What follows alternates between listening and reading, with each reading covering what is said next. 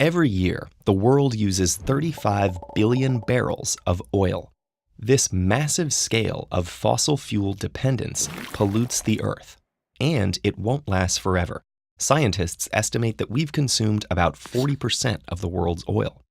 According to present estimates, at this rate, we'll run out of oil and gas in 50 years or so, and in about a century for coal.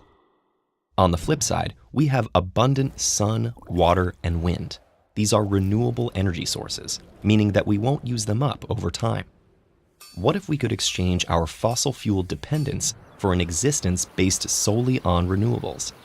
We've pondered that question for decades, and yet renewable energy still only provides about 13% of our needs. That's because reaching 100% requires renewable energy that's inexpensive and accessible. This represents a huge challenge, even if we ignore the politics involved and focus on the science and engineering. We can better understand the problem by understanding how we use energy. Global energy use is a diverse and complex system, and the different elements require their own solutions. But for now, we'll focus on two of the most familiar in everyday life: electricity and liquid fuels. Electricity powers blast furnaces, elevators, computers, and all manner of things in homes, businesses, and manufacturing.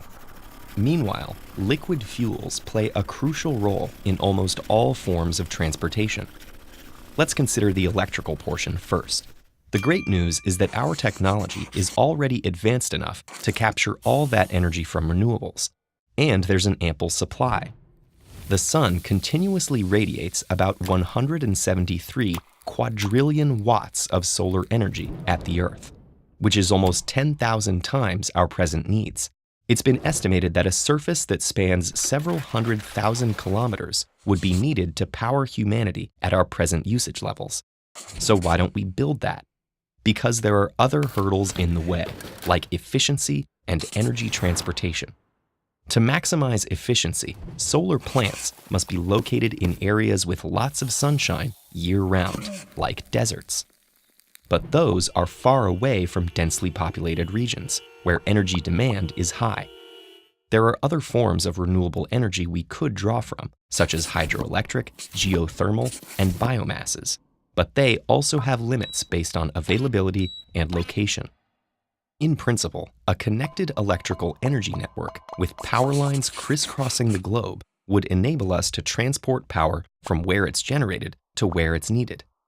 But building a system on this scale faces an astronomical price tag. We could lower the cost by developing advanced technologies to capture energy more efficiently. The infrastructure for transporting energy would also have to change drastically.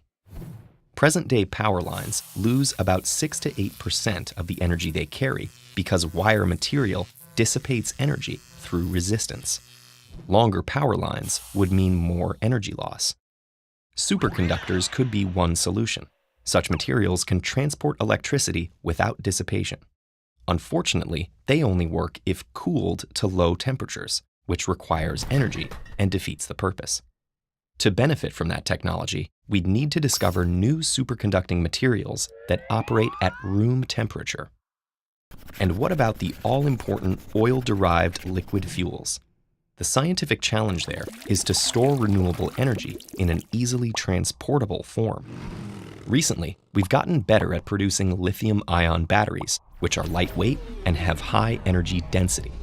But even the best of these store about 2.5 megajoules per kilogram. That's about 20 times less than the energy in 1 kilogram of gasoline. To be truly competitive, car batteries would have to store much more energy without adding cost. The challenges only increase for bigger vessels like ships and planes.